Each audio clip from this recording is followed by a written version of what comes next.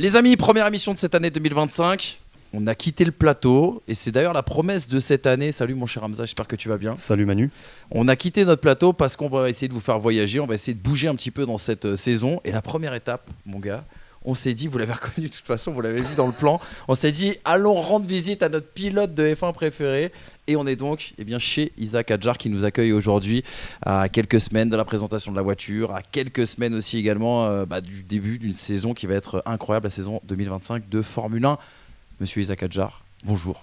Bonjour les gars, ça va ou quoi? Ça va et Ça toi? va? Bien. Merci de nous recevoir chez toi déjà. Ouais, De dingue. pas de problème. Tu sors d'une journée qui est assez particulière, c'était ta première journée média day comme Première comme journée dit. média de l'année. T'as vu combien de journalistes aujourd'hui? Je sais pas. Toute la journée en fait. Je commençais à 9h30 et jusqu'à 16h. C'était interview tout le temps. J'ai eu une pause pour manger. Sinon c'était que ça. Ça fait partie de ton nouveau job, celui de pilote de Formule 1. C'est pas forcément ce que tu préfères, je sais, les moments justement avec les médias, mais c'est partie de tes nouvelles obligations. Ça fait partie du taf. Hein. C'est comme ça les sponsors, tout ça. Voilà. On pourrait pas rouler sinon. Hein. C'est vrai. D'ailleurs, on m'a dit que tu avais pris ou que tu prenais des cours de média training parce que nouvelle Non. arrivée en Formule 1, c'est faux? T'as refusé? En tout cas, j'ai tout fait pour pas y aller. Enfin, moi, j'ai rien fait en tout cas. Personne m'a. Non. Donc on aura toujours le Isaac C'est ce que je cash. voulais dire. Voilà, il est toujours là quoi. Allez, parfait. Ouais. Bon, écoute, ça c'est la bonne chose. On va commencer, il y aura plusieurs séquences dans cette émission.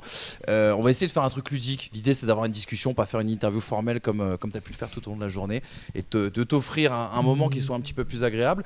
On va commencer par te présenter un petit peu quelques photos et puis on va dérouler sur différentes thématiques. Revenir notamment sur cette année 2024. On a 3 photos à te présenter et notamment la première. J'imagine que tu te rappelles de ce souvenir, 3 souvenirs sélectionnés. Exactement. À Spa.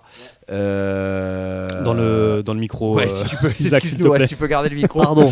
Non, voilà. Du coup, du côté de Spa, tu l'as reconnu. À Spa. On voulait revenir justement sur 2 victoires de prestige, Silverstone et Spa-Francorchamps l'année dernière, parce que mine de rien, gagner sur des circuits mythiques comme cela, j'imagine que ça aura une saveur particulière pour toi. Spa, c'était vraiment le. Bon, malheureusement, c'était la dernière victoire de la saison. Je le savais pas à ce moment-là. Mais c'était vraiment le point où clairement je massacrais le championnat. Tu vois, à ce moment-là, c'était pas facile. Mais ce jour-là, on a clairement dominé. On était trop fort. C'est là où j'ai eu mes 36 points d'avance à ce moment-là. Donc ouais, c'était le moment fort de la saison, quoi. C'était vraiment le sommet. Là, à ce moment-là, tu dis que le titre, il peut pas t'échapper. Bah si tout se passe bien, il peut pas m'échapper. Ouais. Je te propose de swiper sur la droite. Alors Yes. vas-y, reswipe encore. je t'ai cassé le... Voilà. Revenons sur ce moment-là, justement. Ah, forcément, tu t'en rappelles. Ouais. T'as dit ce jour-là, Abu Dhabi, je rappelle, et ce problème sur la grille. T'as dit que à chaud, t'as dit que c'était le pire moment de ta vie sportive. Avec du recul. Est-ce que c'est toujours le cas? Non.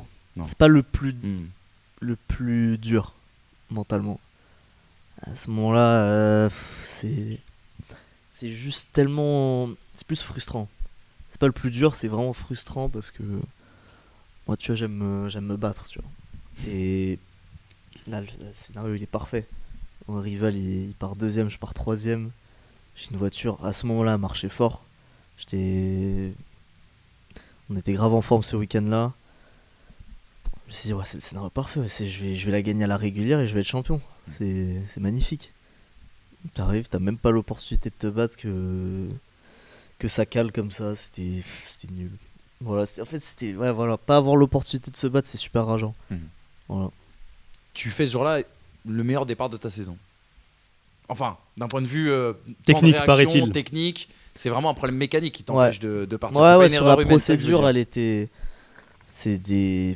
C'était vu et revu. Hein. De toute façon, à ce niveau de la saison, c'est la dernière. C'est mon dernier départ en F2. La dernière fois que je lâche l'embrayage en F2. Je fais ça matin, midi et soir.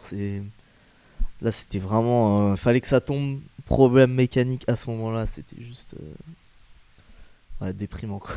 Puis t'as pas été épargné sur la seconde partie de saison. Moi, je me souviens de Sur Bakou toute la saison, notamment. j'étais pas épargné. Mais oui, sur l'ensemble de la mais saison. J'ai noté, hein. Moi je sais exactement quelle course, quel problème j'ai eu. C'est désastreux. Pour te dire, on voulait mettre la Ouais. photo de Bakou. Et on s'est dit, vas-y, on a déjà mis celle-ci. Ça va pas faire trop insister. négatif. Ouais.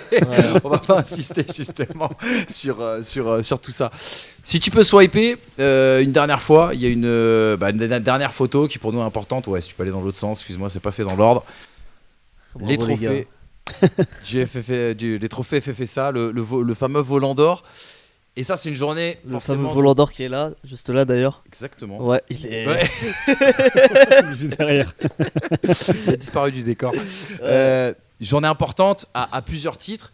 En fait, on a sélectionné aussi cette photo parce qu'il y a deux personnes sur cette photo que les gens connaissent pas forcément. C'est ton papa et ta maman qui comptent beaucoup dans ton parcours. Et c'est vrai que nous qui te suivons depuis quelques années, d'un point de vue spectateur, on était assez émus de vous voir tous les trois sur scène parce que tes parents sont très discrets, on va dire, dans la scène médiatique autour de ce qui se passe autour de toi, justement. Ouais. Honnêtement, ça m'a fait bizarre qu'ils soient ils ont toujours été un peu dans l'ombre, on va dire.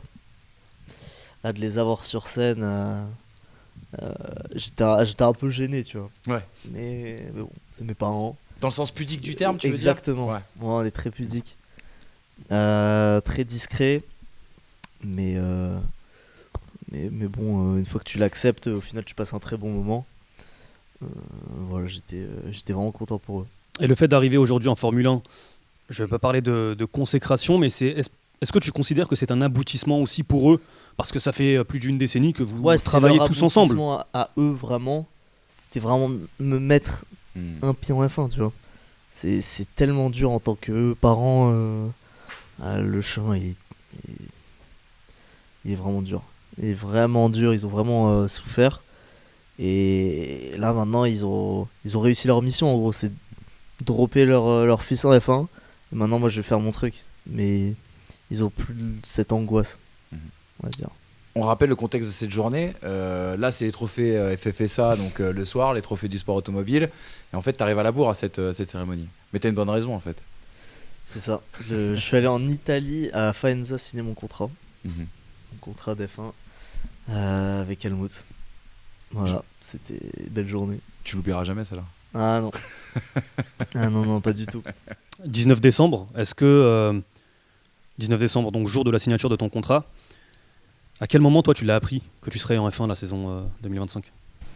En fait, c'était très up and down. Mm. Il y a eu des moments où je pensais que c'était bon. En fait, mine de rien, avant qu'Helmut m'appelle, tu sais, après Abu Dhabi et tout, pour me dire c'est signé, j'étais pas. En fait, personne m'a dit Isaac Hadjar, t'es pilote de Formule 1. Ça, c'est. Avant Abu Dhabi, même au Qatar, tout ça, personne ne m'a dit tu seras en Formule 1 l'année prochaine. Personne. C'était vraiment après Abu Dhabi que là, c'était 99% sûr. Et après, il m'a appelé pour me dire tu vas signer le contrat demain, tu viens. Faut que tu viennes en Italie. Voilà. Et pourtant, c'est marrant, dans ton discours, on avait l'impression, notamment, je crois, après on s'était dit, le marqueur, après le Grand Prix du Qatar, on avait l'impression, quand on t'entendait, alors, sur une question qui avait été posée, je crois, par La Canal. conférence de presse Ouais, mais un d'après-match. quiproquo de D'accord, malade. ok, d'accord. Quiproquo de Parce qu'en fou, plus, ça a été la capsule a été isolée sur les réseaux sociaux. Et du coup, on fait dire ce Oui. qu'on veut finalement, ou ce qu'on veut Complètement, entendre à la à cette séquence. capsule. Ouais, et la bien séquence, sûr. c'est. Je parle pas en plus. Je sais plus si c'était Aaron ou Bortelotto qui te mettait un peu dans. En fait, c'était vous en savez plus sur votre futur ou pas. Ils avaient posé la question à Bortoletto, à Aaron. Et Aaron, en fait, il venait tout juste de parler de rôle de réserviste et tout. Et moi, à ce moment-là, j'étais réserviste. Oui. Et ils m'ont dit Isaac, tu peux en dire plus sur ton futur? Et je leur ai dit moi, j'en sais plus sur mon futur, entre guillemets, mais il n'y a rien de confirmé. Parce que je savais que l'année prochaine j'allais être dans le paddock F1. Mais en soi, dans ma tête, c'est ce que moi je pensais. Mais les gens ont cru comprendre que ouais, ça y est, j'avais signé mon contrat F1 et que c'était plié. Mais moi, je disais ça en mode. Il y a une évolution, l'arrivée en Formule Voilà. 1, mais pas forcément en tant que titulaire. Exactement. Voilà, mais bon. Qu'est-ce qui a fait que t'as douté toi sur cette période, justement cette fin de saison F2 avec ce qui t'était arrivé justement du côté d'Abu Dhabi? Est-ce qu'à un moment donné t'as douté justement du fait que tu puisses avoir cette place de titulaire? Hmm, Honnêtement, non. Hmm. Pas. Il y a toujours 1% où tu te dis, vas-y, c'est que c'est un monde tellement dur. Injuste où aussi où des tout fois, va, tu vois. ouais, où tout va Mm. très vite. Peut-être il y a un truc que j'ai raté, mais à ce moment de la saison, je pensais que c'était. J'avais plus ou moins que c'était pour moi. Et puis il y a un monde aussi où on évoquait beaucoup le départ de Pérez, donc forcément une place se libérait, mais tu avais aussi des bruits de Colapinto, qui avait en plus performé, qui ramenait une communauté, qui ramenait potentiellement de l'argent, Guanyujo peut-être ou peut-être pas. Est-ce que toi, à ce moment-là, tu te disais, déjà compliqué de rivaliser financièrement, mais est-ce que tu étais un peu dans l'impuissance? Qu'est-ce que je peux faire pour vous montrer que? Ou est-ce que toi, de ton côté, tu savais que le Non, côté Red moi, Bull, le taf, tu l'as fait?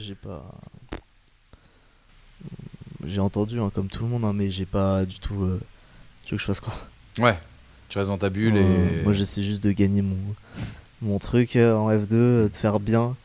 Et à ce moment-là de la saison, j'avais déjà tout prouvé. Donc, Même sans titre F2, on va dire l'impression que tu avais laissé justement au paddock était suffisamment importante pour que largement, cette titularisation. ouais. Honnêtement, ouais. C'était de Melbourne à Spa, c'était. On dominait clairement. Donc, Très clairement. ouais, voilà. J'ai montré ce qu'il fallait montrer. Ça suffit. Je suis content. Et tu penses qu'on peut juger aujourd'hui de l'extérieur? Parce que forcément, en inside, vous avez les datas pour juger les jeunes pilotes. Mais est-ce que nous, de l'extérieur, téléspectateurs ou même journalistes dans le paddock, tu penses qu'on peut juger aujourd'hui un jeune pilote par rapport à ce qu'il fait chez les jeunes? Non, impossible. C'est. Surtout, honnêtement, les championnats F3, F2, c'est vraiment des championnats compliqués. Hein. S'il y a un détail qui va pas, comment dire, c'est des championnats déjà où il faut beaucoup de confiance. C'est un format où il y a peu de roulage. Et si il y a des pilotes très talentueux, par exemple, s'ils se sentent pas bien dans leur équipe, ils ont des petits moments de doute, ils vont pas délivrer. Mais c'est pour ça qu'il faut être bien entouré. Faut faire en sorte que le week-end, quand tu arrives en free practice, tu sais ce que tu dois faire. Mais ouais, concrètement, je pense de l'extérieur, même pour moi, de juger un pilote, c'est tellement compliqué. C'est un sport tellement qui demande tellement de mental que le talent, c'est limite parfois c'est secondaire. Parce qu'en plus, officiellement, tout le monde a les mêmes voitures. Après, parfois à Monza... Le même moteur, tu voulais dire. Oui, parfois à Monza, il se peut qu'avec le DRS, t'arrives pas, alors que l'autre sans DRS, c'est une fusée. Mais ça veut dire qu'aujourd'hui, lorsque tu vois l'arrivée, donc Isaac Hadjar, Bortoleto, Douane, Colapinto qui a performé assez rapidement en Formule 1, Antonelli aussi qui a pas beaucoup d'expérience au Liberman, aujourd'hui, en fait, on ne peut pas savoir le potentiel talent qu'ils vont pouvoir montrer ou non en Formule 1.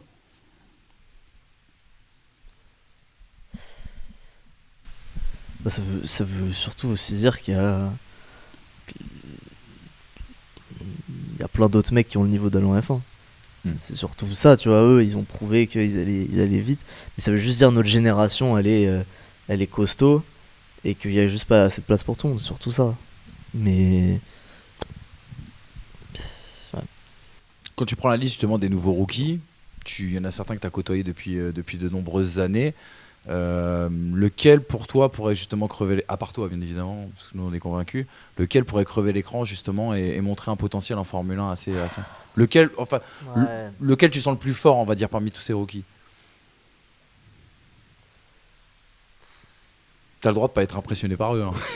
Ouais, non, mais je vais quand même donner une réponse. J'ai roulé avec tous ces mecs. Et bon,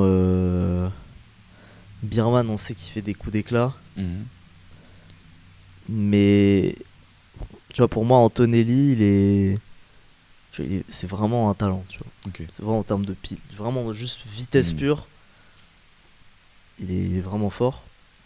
Ils l'ont bien préparé, Mercedes à la F1. Beaucoup roulé.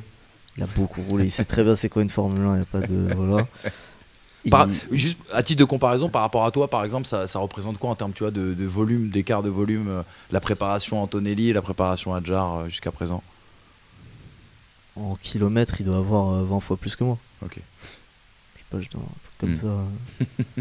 C'est à peu près ça, ouais. Sachant qu'il a découvert une F1 que l'année dernière, lui. Ouais, c'est ça. Mais bon.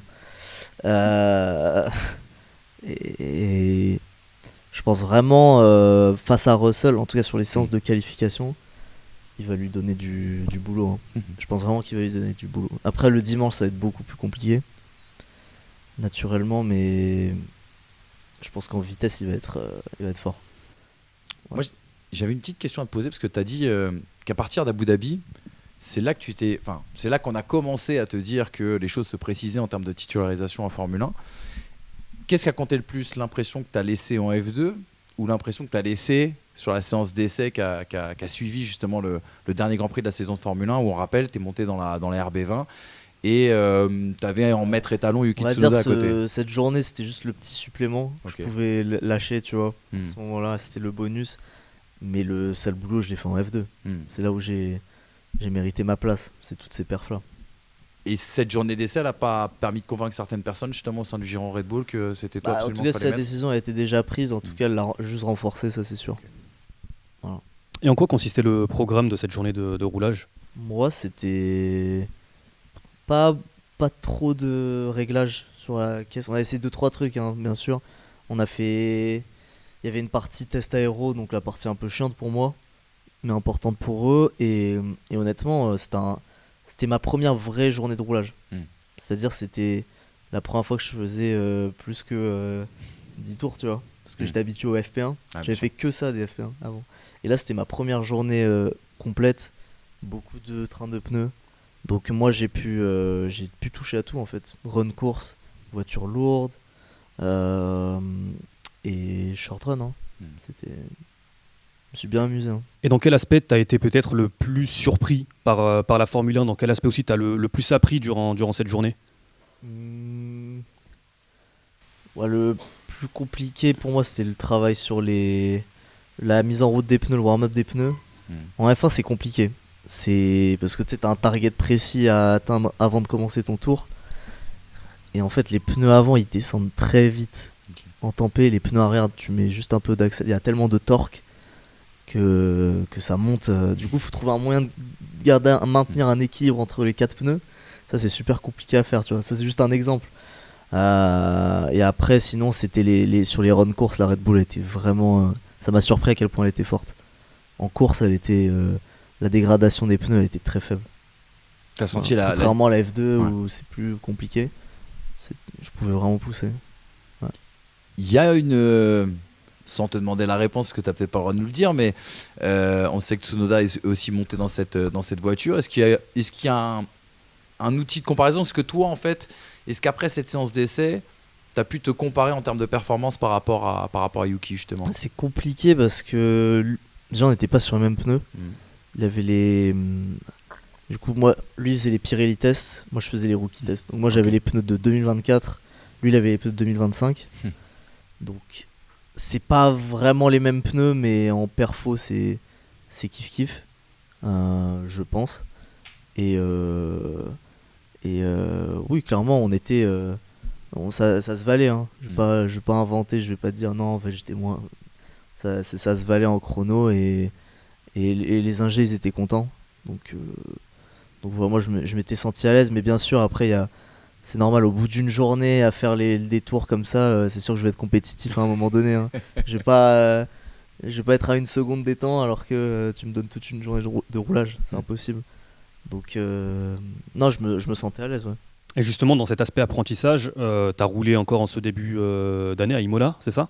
Ouais. La semaine dernière. Ouais, mercredi. Là. Tu vas de nouveau rouler dans les prochaines semaines. Quel est ton programme d'apprentissage, de roulage surtout, jusqu'au début de saison à Melbourne?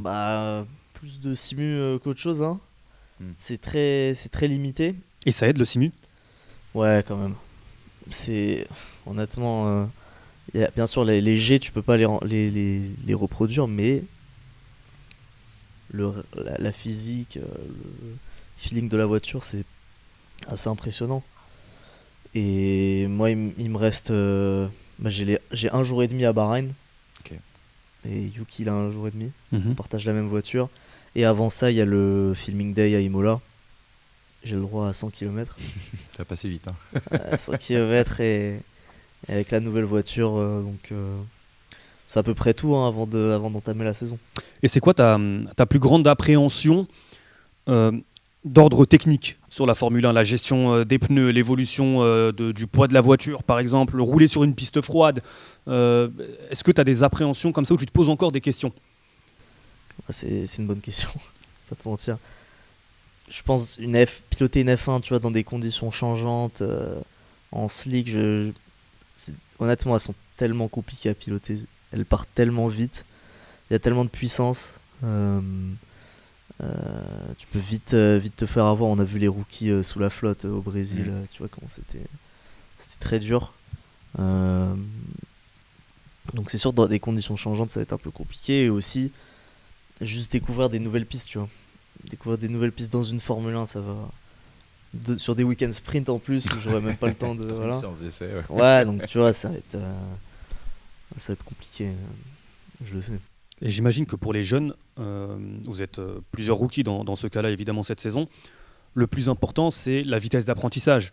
Combien de temps tu vas mettre pour pouvoir délivrer? Combien de temps tu vas mettre pour pouvoir délivrer déjà au cours d'un même week-end? Et puis plus globalement, sur l'apprentissage général d'une monoplace, d'une Formule 1.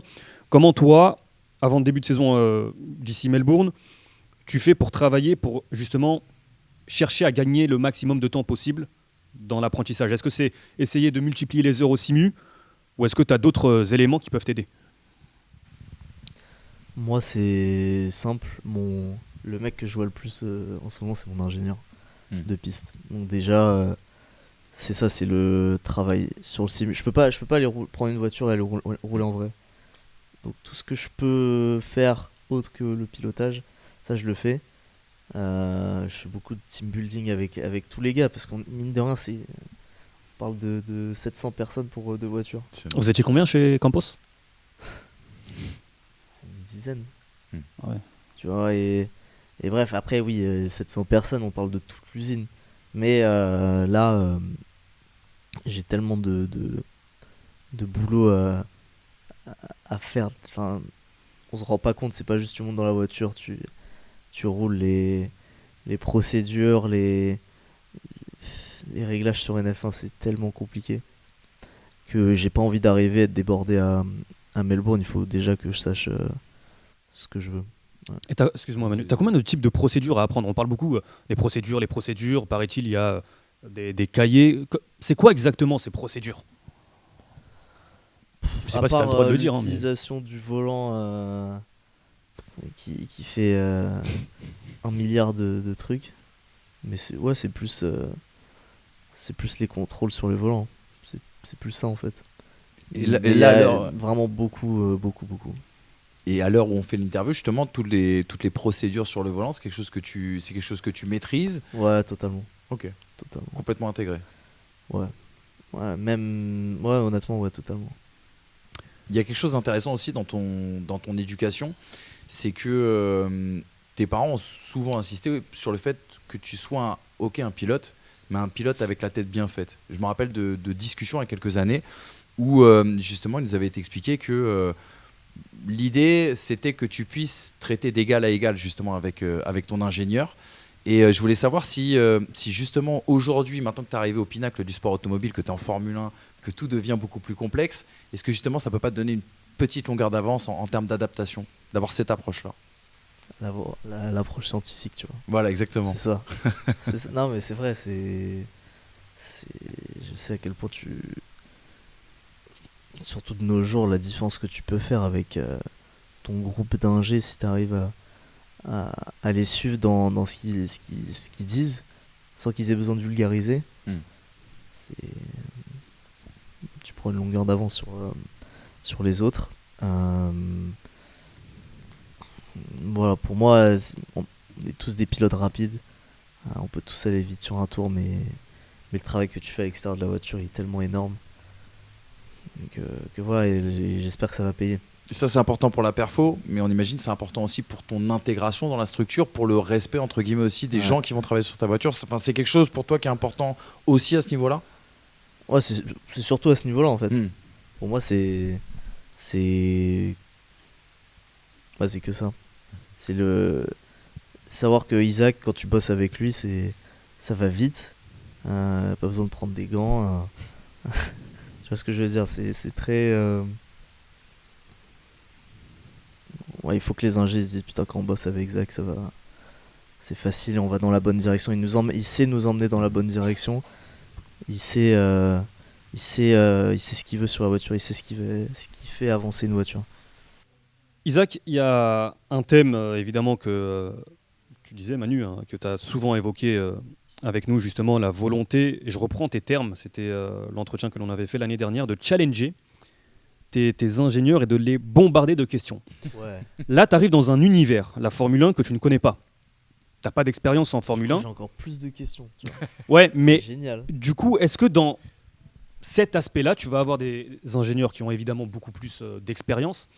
Est-ce que sur les premières semaines, tu seras dans l'écoute et essayer d'assimiler ce que eux vont te donner comme conseil pour les reproduire? Ou est-ce que si toi tout de suite tu as un feeling que tu sens différent, ou même dans ta logique sans avoir forcément testé, ça va pas forcément dans la direction qui te conviendrait, direct tu les challenges comme Non, tu dis? c'est vrai, parce que tu vois, je peux pas arriver direct et commencer à faire mon team leader et tout, tu vois. C'est vrai parce que j'ai pas les outils pour. J'ai pas l'expérience. Il va me falloir des grands prix avant de pouvoir vraiment emmener une équipe dans une direction, tu vois. Au début, je vais plus subir, je vais plus apprendre, poser mes questions, vraiment faire confiance à mon équipe et voir comment ça se passe. Et après, quand je vais avoir plus d'expérience, je sais à peu près comment ça fonctionne. Là, je vais commencer à utiliser ma tête et faire comme d'habitude. Donc, mais oui, d'abord, il faut, comme tout, il faut l'apprentissage dès le départ. Et France Tost disait, c'est évidemment extrêmement connu désormais, il faut 3 ans à un pilote pour commencer à performer en Formule 1. Toi, à partir de combien de temps tu estimes qu'on doit te juger comme étant un pilote de Formule 1 à part entière, sans trouver d'excuses de l'inexpérience ou du processus d'apprentissage? Ou à quel moment le déclic peut survenir? Tu vois, quand il dit 3 ans, il dit pas 3 ans pour... Je pense que quand il disait ça, c'est pas 3 ans pour devenir compétitif. Ou, tu vois, c'est 3 ans pour être un vrai pilote de F1. Genre, vraiment un vrai pilote de F1. C'est différent de performer, tu vois. Il y en a, ça fait 10 ans en F1, mec, il n'y a pas... Il s'est pas passé grand chose en 10 ans. Ouais. Tu vois, il faut une certaine évolution. Je comprends. Bref. Et c'est vrai que c'est un sport tellement compliqué, il y a tellement de paramètres à prendre en compte. Les pistes, tu les fais une fois dans l'année, c'est tout. Que oui, 3 ans, en fait, c'est pas déconnant. Parce que surtout, c'est un sport qui se renouvelle tout le temps. À chaque fois que tu vas en piste, il se passe de nouvelles choses. Chaque fois. Chaque fois, tu rencontres des problèmes différents sur la voiture. Sur le réglage, sur les pneus, la manière de fonctionner, c'est toujours nouveau. Donc oui, 3 ans, c'est pas déconnant. Combien de temps, toi, tu te donnes dans cette saison 2025 pour justement... Mais performer tout de suite. Ouais, performer tout de suite. Ouais, tout de suite. Et l'adaptation à cette nouvelle structure, à toutes les nouvelles complexités que tu vas justement rencontrer? Ouais, je pense après une bonne année, je vais être bien rodé, ouais. Ça, c'est sûr. Et pour revenir sur ton terme, performer, ça veut dire quoi du coup? C'est extraire savoir extraire le maximum d'une F1. Après, ça veut pas dire pas faire d'erreurs, faire les bons choix de setup, mais la vitesse pure, c'est ça. Je parle vraiment purement en vitesse. Et pour un rookie, c'est plus facile du coup de performer en qualif? Ouais, c'est sûr. Ouais. Ouais, largement. Ça vaut le coup parce qu'on a beaucoup parlé justement de l'importance de la track position sur l'année 2024. On te souhaite de performer en qualif et que justement que ce soit le cas aussi, la même physionomie en 2025. Moi, je voulais parler vite fait de Racing Bull parce que Pierre Gasly, il y a quelques années, nous avait dit que c'était une structure très familiale dans laquelle justement il avait été très à l'aise. On parlera tout à l'heure de ton déménagement en Italie à Faenza. Si tu pouvais nous parler justement un petit peu de cette structure, dirigée par un Français quand même, Laurent Mekies, c'est important. Tes rapports avec Laurent Mekies et surtout, est-ce que tu as retrouvé... On sait que pour toi, la structure, c'est important chez chez Campos, notamment le côté Ouais, familial Exactement. est quelque chose qui t'avait beaucoup plu. Ouais. Est-ce qu'il y a un peu le même skills justement chez Racing Bull? Ouais, tu vois, c'est. Déjà, mon ingénieur, sera un Français. Euh, les ingénieurs, bon, c'est un mix anglais-italien. Les mécanos, c'est purement des Italiens. Mm. Donc, déjà, l'ambiance, c'est bon vivant, tu vois. Plus latin, quoi. Exactement. Exactement. Après, chez Campos, c'était vraiment unique. C'était. En termes d'ambiance, je pense que c'est impossible à répliquer. Puis là, c'est de la F1, c'est sérieux. Tu vois. Campos, c'était vraiment, vraiment incroyable. Donc, ouais, je pense déjà, je suis dans un environnement sain pour commencer ma première saison F1. Ça, c'est sûr. Et pour faire le lien aussi avec ce que tu évoquais, ce que l'on évoquait sur l'aspect plus technique, je me souviens de déclarations de Valtteri Bottas qui, après avoir quitté Mercedes, disait vous savez, à Mercedes, on n'écoute pas les pilotes. Ouais. Même si on s'appelle Bottas, Hamilton, c'est l'ordinateur qui prime, c'est l'ordinateur qui décide. Est-ce que toi, tu as déjà une idée de la politique de fonctionnement chez Racing Bull par rapport justement à cet aspect? Si toi, demain, après 6 mois d'expérience en Formule 1, tu sens que la direction à prendre, c'est plutôt à droite et qu'eux, ils te disent « Ouais, mais nous, nos ordinateurs nous disent d'aller à gauche », est-ce que tu sais à ce moment-là que chez Racing Bull, on peut donner aussi la parole et faire confiance aux pilotes ou pas? On m'a pas. Honnêtement, de ce qu'on m'a dit, ce dont j'ai discuté avec Laurent, mon ingénieur. Moi, mon ingénieur, il m'a dit, hein, je me rappelle, j'étais en train de dîner avec lui, il m'a dit le capteur. C'est vrai qu'on a plein de capteurs sur la voiture, mais le plus important, ça reste le pilote. Tu vois. Donc, déjà, quand ton ingé te dit ça, tu sais où. Tu te dis, ah, ok, j'ai mis les pieds Au bon chez endroit. des gens qui ont la bonne approche, en tout cas. Ils m'ont dit que c'était important. Ils m'ont dit, hein, les directives, des updates aéro, tout ça, c'est purement. Ça vient purement du pilote. C'est comme ça que ça marche là, chez Red Bull. Le pilote, c'est lui qui est censé emmener les ingénieurs dans la bonne équipe. Dans la bonne direction. C'est naturel. Après, oui, j'ai entendu, tu vois, Lewis ces dernières années avec Mercedes, je sais pas, ça se passait pas bien apparemment, mais voilà, je sais pas, ça reste comme une grande équipe qui Bien sûr. voilà. Non, Après, mais t'as quand raison, c'est une critique que Lewis a beaucoup fait. C'est même une explication qu'il a donnée lorsqu'il a signé chez Ouais, Ferrari. mais En fait, après, c'est une tu vois, équipe, c'est pareil, le manque quand tu d'écoute, t'as tu vois. gagné 8 titres de C'est ça. suite, à un moment donné, tu dis, ah, bah, je sais comment faire pour gagner, voilà. Justement, si tu avais Hamilton à la place de Manu, tu lui poserais quoi comme question? Tu sais, dans toujours cette volonté d'apprendre, de peut-être gagner un peu de temps. Est-ce que tu as des questions comme ça que tu poserais ou que tu poserais à Alonso, à Hamilton, à ces pilotes, ou tu veux apprendre par toi-même? Ouais, non, moi je parlerai pas je parlerai pas pilotage avec Lewis. C'est quoi, c'est par fierté ou par Costard. timidité? Tu parles de son Ah, costard ouais. 3 pièces de Maranello. Puis en fait, je sais pas là, lui poser quoi comme question. Honnêtement, hein, je t'assure. Je préfère parler avec Adrian Newey qu'avec Hamilton, tu vois. Enfin, pour. Parler Oui, pour technique, bien sûr, etc. et tout, T'as etc. capté, ouais, Bien c'est sûr, sûr. bien sûr. Bien sûr. Il m'apporterait plus. Clairement. Ça te fait quoi justement de te dire que tu fais partie de ces mecs-là? Tu vas être sur. On en parlait avec Hamza, tu vois. On va te voir sur le fameux semi-remorque qui fait les tours d'honneur, tu sais, avant les Grands Prix, à côté de Lewis Hamilton, entre Verstappen et Fernando Alonso. Bref, hein, tu vois, des titans de ce sport. Toi, tu as grandi avec ce sport, même si on va en parler tout à l'heure, mais tu t'es aussi inspiré d'autres disciplines et d'autres choses que le sport automobile. Mais est-ce que tu réalises que justement tu fais partie Ouais, je sais pas. de cette élite? Pour moi, ça a toujours été normal d'aller en F1. Mm. Et en même temps, il y a des moments, parfois, je me dis. Je me pose là, comme ça, je suis en train de manger. Je me dis, attends, on est 20 dans le monde, hein, quand même. Hein. Les 20 mecs, et je fais partie des 20. Waouh! C'est bizarre, tu vois.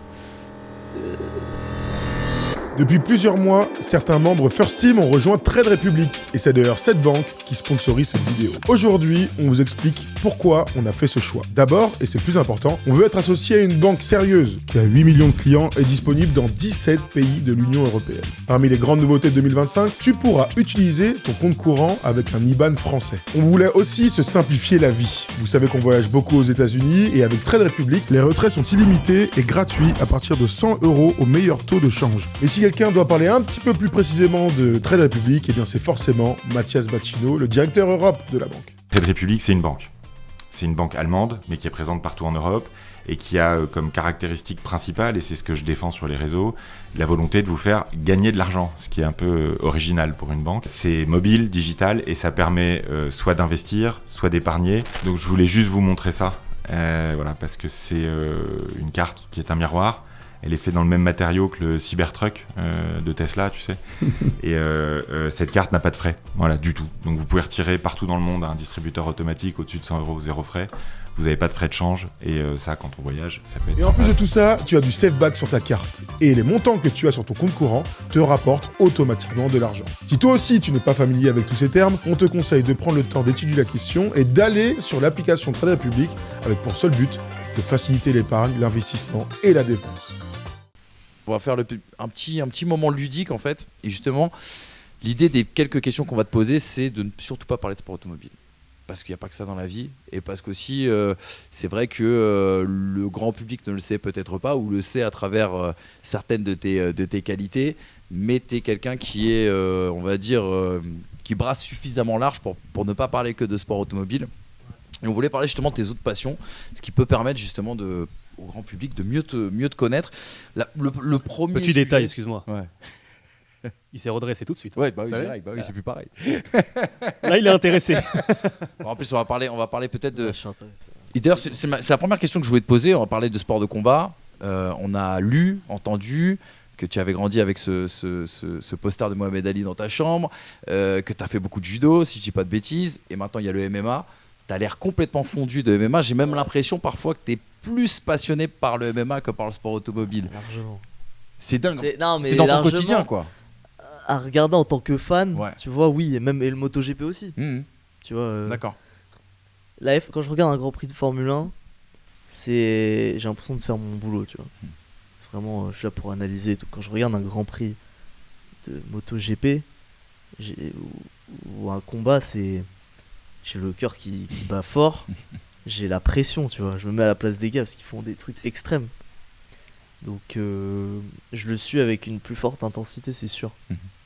Mais attends, on nous a dit que tu t'entraînais avec des combattants. Non, mais tu fais pas les mêmes entraînements qu'eux. Mais je veux dire, tu t'imprègnes quand même de l'esprit, de l'ADN, de comment ils sont foutus mentalement, ces gars-là. Ouais, tu vois, quand. Je sais pas, je prends un exemple. J'étais au Qatar, j'étais malade.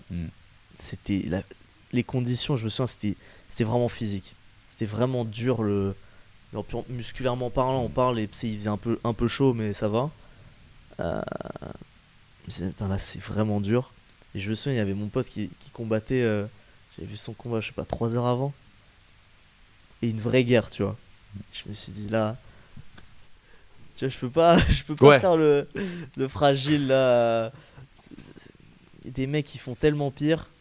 Ça motive. Chanson de Rocky dans la tête, on y va. Exactement. Surtout quand tu fréquentes quelqu'un et que tu le connais et tu le vois faire une vraie guerre comme ça, tu te dis ok, je suis censé faire au moins 20% de ce qu'il fait, tu vois. Et je vais finir ma course et je vais la finir bien. Donc, voilà. Et qui sont tes combattants préférés, ceux que tu te dis, vas-y, je me réveille au milieu de la nuit, je regarde le combat. Combattant préféré, je sais pas, en boxe anglaise, Gervonta Davis. C'est vraiment impressionnant. D'ailleurs, il combat bientôt. Plus en MMA. MMA, vraiment en combattant que je kiffe. Volkanovski, je l'ai rencontré. Grosse légende. Et voilà, le fait de l'avoir rencontré, de voir qu'il est aussi humble, le mec il m'envoie des messages, parfois je gagne une course, il m'envoie félicitations et tout. Je dis, attends, c'est quand même un mec qui a gagné, il a 6 titres à l'UFC, le gars, il m'envoie que ça comme ça, c'est fou. Adesanya, Islam Makhachev, un monstre. Il roule sur la catégorie en ce moment. Donc tu vois, c'est des mecs, je mets le réveil à 4h pour aller regarder les combats. Il y a d'autres sportifs qui pourraient justement te faire réveiller à 4h du matin, à part des combattants MMA, ou même des combattants tout court, hein, parce qu'on a parlé du judo tout à l'heure, ou de la boxe anglaise. Si les JO c'était à la même heure, je me réveillerais, tu vois. Tu vois, moi, quand j'ai regardé les JO de Paris de judo, j'étais en bas dans le salon, mais comme un ouf. J'étais comme un ouf. Tu vois, y a des événements sportifs comme ça, finale 100 mètres. Je l'ai regardé dans l'avion, je me suis démerdé pour j'allais au Japon, mais j'ai fait en sorte de regarder la finale du 100 mètres, obligatoire. Tu vois. Le fameux Wi-Fi à 49,90 pour les. Voilà. Que tu regardes toujours après. Mais sur le moment, t'es bien très content. C'est ça. T'as évoqué le Japon justement. Ça, c'est un truc, Ouais. j'avoue qu'on a découvert en préparant cette émission. Cette passion pour le Japon, la passion pour les mangas aussi, pour toute cette culture. Qu'est-ce qui t'attire justement dans cette culture? Est-ce que ça t'a bâti même entre guillemets quelques traits de caractère, cette culture japonaise qui est quelque part aux antipodes de ce qu'on est, mais j'imagine où tu peux aller puiser un peu d'inspiration et même sur ton côté carré, parce que c'est vrai que les gens te voient chill, etc. Mais t'es quelqu'un qui a une discipline quand même de faire, et d'ailleurs c'est pas si étonnant quelque part. Désolé, je fais le psy de comptoir un petit peu, mais c'est pas si étonnant, tu vois, que tu sois passionné par le Japon et que tu aies ce respect pour les combattants, tu vois, et les sportifs de haut niveau qui pratiquent le sport de combat. Déjà, le Japon, c'est. Tu vois, je suis né à Paris et tout, mais au final, j'ai vraiment eu cette touche du Japon depuis tout petit. Mon premier sport, c'est pas le karting, c'est le judo. C'est les arts martiaux directement. J'en ai fait presque 10 ans. Donc déjà, je commence par le judo. J'ai grandi avec. Je sortais des cours à la télé, il y avait sur Game One, c'était Dragon Ball, c'était Hunter x Hunter, tu vois. Donc déjà, tu grandis avec ça. J'adore cette culture parce que j'ai grandi avec, tout simplement. Et aussi, quand tu regardes tous ces héros de shonen depuis que t'es gamin, ça inspire et ça donne envie de faire des grandes choses dans la vie, tu vois. Et vraiment, c'est des vraies leçons de vie, quand même. Et le fait d'avoir un coéquipier japonais, Yuki Tsunoda en l'occurrence, Je vais pouvoir améliorer mes skills en japonais. C'est ça. ça va parler Japon, ça va. Carrément. Là, on va aller. Il y a le Grand Prix du Japon, c'est la 3e course de l'année. On va aller à Tokyo d'abord. Et voilà, il va me mettre bien. Il va me faire visiter les bons restos, les bons endroits. Tu vois, j'ai hâte. S'il fallait que tu lui offres un manga, justement, tu sais, le fameux cadeau de bienvenue, même si c'est toi qui rentres dans l'écurie et pas lui, pour commencer la collaboration, tu lui offrirais quoi? Je sais pas, comme animé, c'était une idée en tête. Ma sœur, elle a toute la collection Ranma 1/2, je sais pas si vous connaissez. Ouais, bref, elle a tous les tomes, tout ça. Je lui offrirais ça pour commencer. Et pourquoi ça, du coup, pour les gens qui sont pas forcément dans la culture je sais manga pas, au c'est juste Japon? ma sœur, juste pour le faire chier, c'est tout. Elle a toute la collection. Allez, tiens, vas-y, Yuki, prends ça. Tu vois, ça ou. Je sais pas, un truc. Je dois avoir du One Punch Man là en bas. Un petit cadeau de bienvenue. Ouais. On a parlé de la culture japonaise, il y a aussi quelqu'un qui est important dans ta vie, forcément c'est ton père qui t'a transmis 2 passions. Tu nous arrêtes si on dit une bêtise. La première, on est sûr que non, c'est l'aspect scientifique. Justement, on voit là, il y a un casque juste à côté de toi avec des formules de physique quantique, si je dis pas de bêtises. Je suis vraiment pas un spécialiste, je suis pas un matheux pour tout. Pas que de la physique quantique. Pas que de physique quantique. Un peu de Bernoulli, un peu d'aéro là. Mais ton père est un spécialiste de physique quantique. Ouais. Donc tout cet aspect scientifique, Yes. et il y a un autre aspect, c'est l'émotion. C'est Ayrton Senna. Ouais. Ça, il t'a transmis véritablement le virus de Ayrton Ayrton, ouais. transmis, il a pas fait exprès. Ouais. Ouais, il m'a mis. Il mettait des vidéos YouTube, des highlights de Senna, tu vois. Terrible.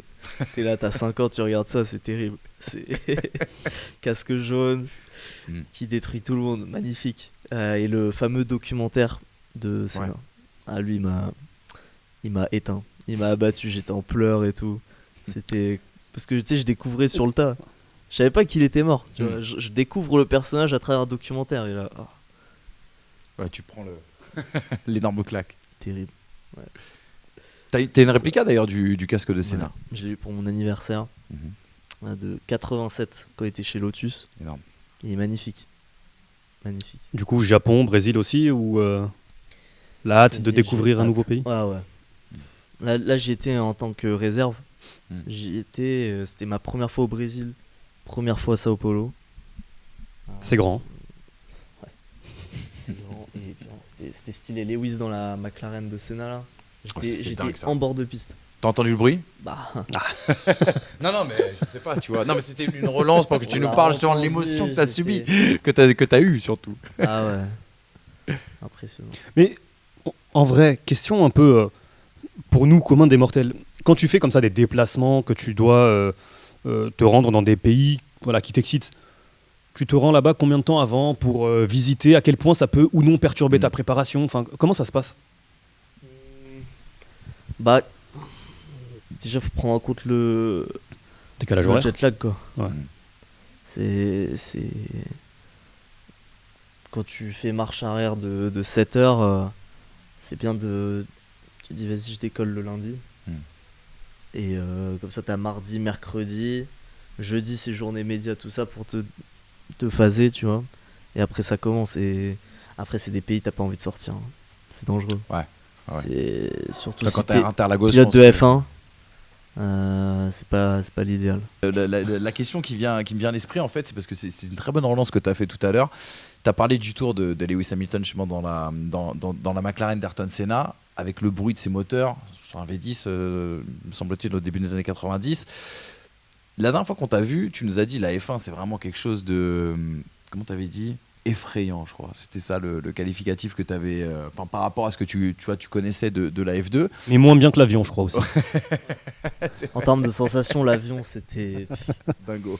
Ouais, tu te fais éteindre. Et là, le fait d'être chez Red Bull, tu sais si à terme tu auras de nouvelles possibilités, parce qu'on sait que Red Bull aussi est adepte parfois des sensations, des expériences à sensations fortes pour des pilotes de pas forcément que de Oui, sport bien sûr. automobile, hein, mais on sûr. regroupe. Ouais, mais honnêtement, moi, je retournerai au même endroit pour me faire satelliser. Il n'y a aucun problème. Avec Guillaume, là, le pilote qui m'a fait tourner, il m'a dit tu reviens quand tu peux, quoi. Quand Ah, t'entends j'ai hâte. J'ai hâte d'y retourner. Quand t'entends le bruit justement des V10, moi je trouve que vraiment le bruit d'un V12, le bruit d'un V10 et même d'un V8, ça c'est un truc qui fout la frousse. Tu vois, c'est-à-dire que quand j'en vois une voiture Ouais. rouler, que je l'entends, je me dis, moi je serais incapable. Tu vois, pour moi il y a quelque chose, tu vois, qui est vraiment effrayant. Toi, quand t'as entendu justement cette McLaren, qu'est-ce que tu t'es dit? Genre, t'avais l'excitation de te dire, j'aimerais monter dans cette voiture et la conduire. Ouais, tu vois, honnêtement, le truc le plus excitant que j'ai fait en termes de bruit, c'était une GP2. C'est V8 Atmo. C'est pas mal quand même. Tu vois, ça fait c'est une F1 des années 2010 en moins fort. Et honnêtement, t'es content de rouler dedans. Ça rajoute un plus. C'est vrai que ça rajoute un petit quelque chose. C'est émotionnel? Ouais, c'est du ressenti, je sais ouais. pas, plus de vibrations. Hmm. Tu vois, plus de kiff. Ouais. Mais rappelle-toi, Abu Dhabi, quand Fernando Alonso est monté dans la Renault, l'année avant de son retour justement Ouais, chez 26, Alpine, ouais, tout à Hamilton, il est en pleine séance d'ITV, il entend la Renault, je crois que c'est 2005, il arrête, the il a best sound. ses yeux qui... Ouais, On a l'impression qu'il a 12 ans. Sur Non, mais cette c'est vrai, vidéo, c'est vrai, Lewis c'est vrai. Hamilton. Ah, Ça, ouais. c'est assez vrai. Parmi les trucs, c'est vrai qu'on est revenu rapidement au sport automobile. En fait, on t'a dit qu'on ne posait pas des questions et c'est vrai qu'on est parti à gauche pour revenir à droite. Il y a un truc qui nous a pas mal marqué et c'est vrai que c'est quelque chose qui nous intéresse. Depuis quelques mois, sur les réseaux sociaux, notamment de Racing Bull, tu as été pas mal mis en situation, mis en scène même quelque part. Et en vrai, on a trouvé avec Hamza qu'il y avait un potentiel comique dans ton personnage. Pas clown, mais drôle, tu vois. Il y a ce micro-trottoir, ça nous a fait hurler de rire, je crois que c'était à Las Vegas, tu sais, avec Hayam Isaac Adjar, je crois que c'était ça, tu sais, qui était remis sur Jared Leto, etc. On était morts de rire. Et là, récemment, lorsqu'il y a eu la Je suis présentation son de meilleur Lewis- ami. Hein. Isaac Adjar. Isaac Adjar. Ça, c'était génial, tu vois. C'est drôle. Et il y avait aussi, lorsqu'il y a eu la présentation de Lewis Hamilton, tu sais, avec le costard 3 pièces devant Maranello, on a vu ce super post de Racing Bull qui nous a fait mourir de rire. Est-ce que c'est quelque chose, justement, avec cette arrivée en Formule 1, genre on va découvrir une autre facette de ton personnage que Racing Bull veut travailler là-dessus? Ouais. et que j'aimerais travailler Ouais. tout seul, tu vois. Mm. Faire ça quand t'as pas une grosse audience. Voilà, mais quand t'es en F1, tu peux te permettre de jouer un peu plus cette carte-là. Et moi, ça me va totalement. Mhm. Ouais. Et puis, tu vois, de nos jours, les équipes marketing, ils sont de plus en plus nombreux. Ils mettent de plus en plus les moyens, les équipes de F1. C'est vraiment des jeunes aussi qui ont ces idées-là. Donc, ça match un peu notre délire à nous. Voilà. Ça, c'est Est-ce qu'il y a des événements sportifs ou non que tu aimerais faire? Être, je sais pas, découvrir, ça peut être la Fashion Week, ça peut être une finale olympique, ça peut... ce que tu veux. Moi, mon rêve, c'est d'être rang numéro 1 d'une finale de 100 mètres. Ok. Il faut absolument que je vois à quelle vitesse ça va un mec qui va à 45 km/h. Moins vite que toi, du coup. Ouais, mais t'as capté. Il faut absolument que j'aille voir ça. Absolument. Ça va vite. Très, Ouais. très vite. Ouais. Toi, tu y allais d'ailleurs, Hamza. Ouais, mais moi j'étais en 80, Oui, moi, j'étais sur le toit du Stade de France, c'est pas la même. T'as vu Noah Lyles gagner? J'ai vu Noah Lyles C'était gagner. là. Ah, c'est fou quoi. C'était fou cette Mais c'est finale. incroyable, en plus t'as le photo finish, sûr. l'incertitude. En Incroyable. fait, le plus excitant, c'est peut-être Je l'incertitude. pensais qu'il Qui avait perdu. Ouais. J'ai vu Bolt à l'époque. À Rome, 9,70. Eh ouais, mon pote. Sinon, récemment, j'étais en train de voir une vidéo d'un. Tu sais, hockey sur glace, ils ont le droit de se la mettre pendant Oui. un petit Ouais, moment. carrément. T'aimerais avoir la même en Formule 1? Oh, mais oui, ce serait exceptionnel avec les casques. On garde les casques et tout, et on s'envoie des missiles. Ce serait énorme. Et si Mais- tu fais des prépas MMA aussi, Qu'est-ce Ah, que- ça aide. Hein. Qu'est-ce que qui j'ai sera ton adversaire? Qu'est-ce que j'aimerais aller voir ça en vrai. Mais tu sais, il y a une célèbre. C'est tellement drôle. C'était qui? Je crois que c'était Piquet, non? Il y a. Bien les sûr, avec années 80. Salazar. de C'est ça, 82 Piquet Salazar. Ou 83. Il y en a un qui sort l'autre, Piquet il sort et. Ouais, Il va pour prendre un tour à Salazar et Salazar le Le sort. sort. Et derrière, Ah, ça termine ouais. en. C'était pas du haut niveau. Parce que nous, la gueule. pour notre génération, finalement, on a eu quoi? On a eu Russell, Bottas à Imola. Et je tape Ouais. sur le casque Ouais, pendant ouais. que Bottas il est le dans le max truc. du max, c'était Verstappen Ocon. Ouais, c'est ça. Ouais. Oui, c'est vrai. C'est vrai. Après, t'avais Schumi qui avait essayé d'en découdre avec Akinen. Ah, il ça a c'est rien plus fait. vieux. Je suis pas sûr. T'étais Il a- pas né. Mais il a rien fait. Il a rien fait. Ouais. Prost avait mis un coup de caillou en carte à un gars qui s'appelait Goldstein. Il a mis un coup de caillou dans la visière. Goldstein, Ouais, je connais. tu connais. Son petit-fils, il roulait avec moi en car. Et C'est énorme. Ça, C'est une famille de Alain cartons. Prost a mis un caillou, mais tu sais, de bac à gravier, un gros truc, un galet quoi, dans la visière du gars, C'est énorme. avant d'arriver en F1. Volant elf. Volant elf. On a appris il y a pas longtemps. Ah ouais, tiens, non, je voulais te poser une question. On a interrogé un membre de ta famille sur ton rapport avec la musique. On m'a dit que t'en écoutais énormément dans ta préparation, dans les choses et tout. Peut-être que c'était faux. C'est quoi la playlist de Isaac Hadjar en ce moment? Moi, c'est que. Honnêtement, c'est pas vrai. J'écoute pas de musique Ouais. pour écouter de la musique. Honnêtement. Ouais, non, c'est dans ton c'est processus que de. pour partir me mettre dans une bulle avant les courses. Tu vois. C'est purement ça. Mhm. C'est que ça. Donc ça va être rap US, rap FR, mais pas. Sinon, quand je suis en voiture, j'aime plus écouter des musiques de mon enfance. Tu vois, j'écoutais. Moi, avec mon père, c'était les années 80 dans la voiture. Oh, C'était lourd. que ça. Variété française et tout, un petit peu. Plus ce qui se passait aux States. Ouais, ok, d'accord. Ouais, mais Lourd. tu vois, Michael, Ouais, bien sûr. énormément, par exemple. La bonne Tu vois. éducation. Jusqu'au bout. Ouais. Et tu parlais justement de ta prépa d'avant-course. C'est quoi la routine d'Isaac Hadjar entre le moment où il passe le QR code et qu'il rentre dans le paddock jusqu'au moment où il va s'installer dans la voiture? Est-ce que tu as des petites habitudes? Ça va être. Allez, j'arrive à la piste 3 heures avant l'extinction des feux, on va dire. Et avant, c'est. Déjà, il faut que j'ai mangé juste avant. Moi, il me faut 3 heures de digestion déjà, obligatoirement. C'est 3 heures. Il faut que je monte dans la voiture, j'ai un peu faim, Mm. tu vois, pour aller chasser. T'as capté?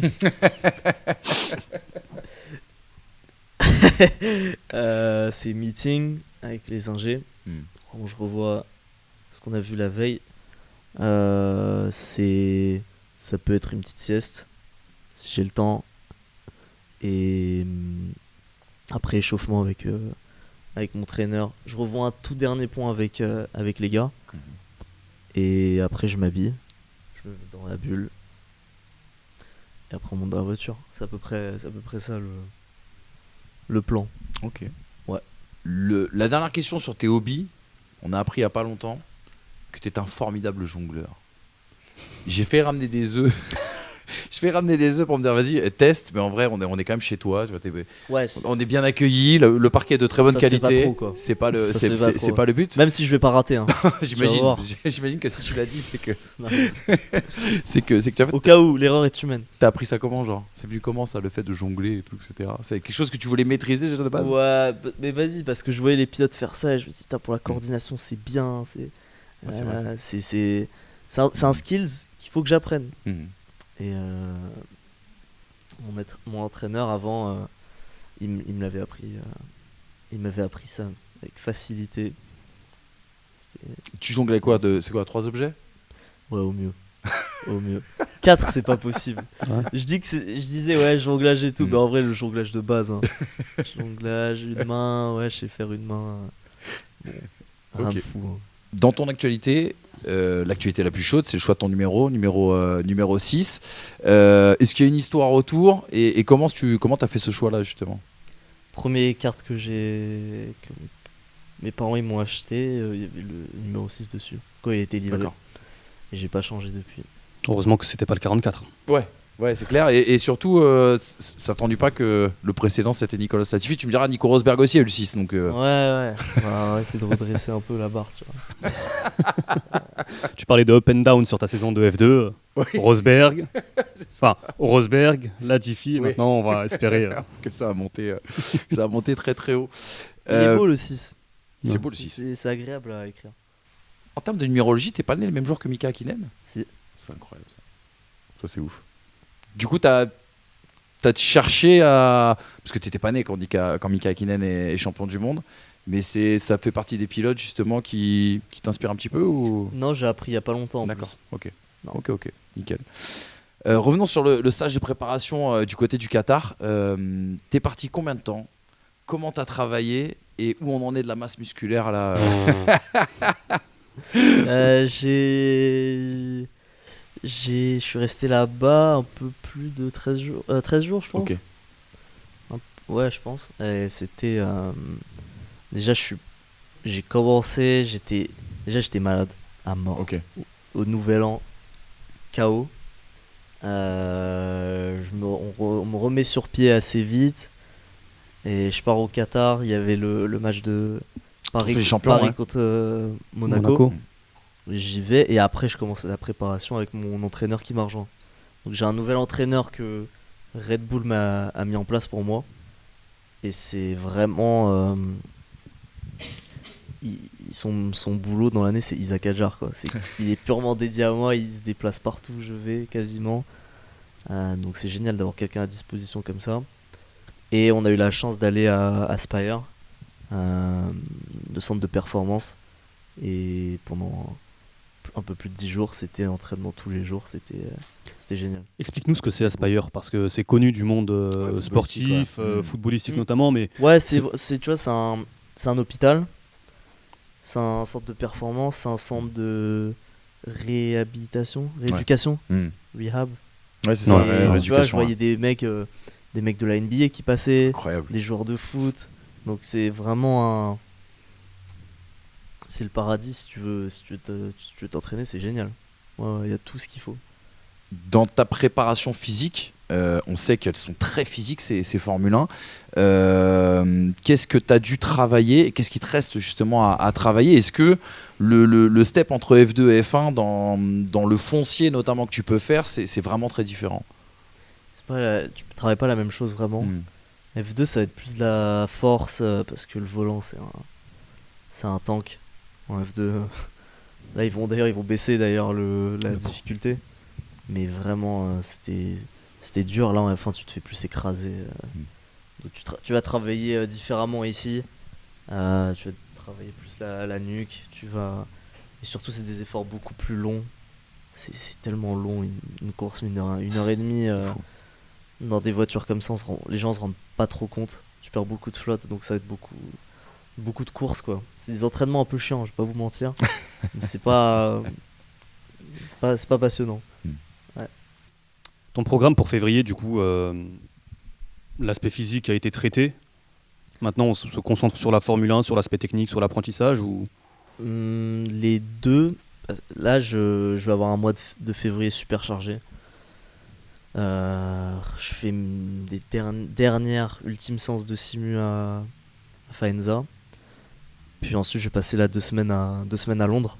Donc je vais jongler entre le simu à Milton Keynes et Media Day à Londres, en gros, pour Hugo. Donc pendant 2 semaines, ça va être ça. Et mon entraîneur, il est basé où? Il est basé à Londres. Donc pour s'entraîner, ça va être parfait. donc je vais être très très occupé et ça va être 2 semaines intensives. Ouais. Quand tu parles de simu, tu travailles déjà sur la voiture de 2025 ? Prochainement, oui. Ok. Le fait d'avoir 2 Français à des postes clés, alors Laurent Mekies, mais je pense aussi à Guillaume Roquelin. Est-ce qu'il a encore le fait d'avoir été d'être le directeur de l'académie et de s'être aussi occupé de ta précédente saison notamment et même avant, est-ce qu'il aura encore une influence? Est-ce qu'il va encore te suivre sur notamment ta première saison? Oui et non. Oui, parce que j'ai envie, tu vois. Pas parce que il est forcé de le faire. Il doit quand même, il s'occupe des jeunes. Moi, ça y est, il a rempli sa mission. Moi, je suis en Formule 1, mais j'ai besoin de quoi que ce soit. Je passe par lui, ça c'est sûr. Et est-ce que le fait qu'il ait été dans un rôle d'ingénieur de piste, qu'il ait travaillé avec Sébastien Vettel notamment, donc l'époque victorieuse de Red Bull, est-ce que lui, tu peux lui poser des questions justement? Matin, midi, soir, de toute façon. Depuis que je suis en F3, c'est que ça. Mais c'est sur la manière dont il a géré Vettel, sur la manière dont. Quel type de questions? L'approche, tu vois. Avant tous les week-ends, il parle vraiment de son expérience pour chaque circuit, chaque scénario qu'il a vécu, comment il a réagi, qu'est-ce qu'il a fait pour résoudre tel problème, etc. T'as un mec avec autant d'expérience, dès que t'as un problème, tu demandes. Il n'y a pas de. Pour ça, je t'ai dit tout à l'heure, tu me parlais d'Hamilton, qu'est-ce que tu lui dirais? J'appellerais plutôt ces mecs-là, tu vois. Dernière question sur Faenza, déménagement, installation en Italie. Nouvelle culture, ça c'est important aussi. Ouais. Comment ça se passe? J'adore l'Italie. Ouais. La bouffe. Magnifique. J'ai un simu juste à côté de chez moi. L'appart il est bien. Non, honnêtement, je suis content. Voilà, la belle vie. Ok, Isaac. Après, je vais pas le voir beaucoup l'appart dans l'année. Merci en tout cas pour ton temps, merci pour ton accueil et surtout on voulait te souhaiter une très bonne saison 2025. Merci, les gars. Et puis on va suivre ça et on va raconter cette histoire dans les pistonnets, c'est promis. Merci. Ciao. Ciao.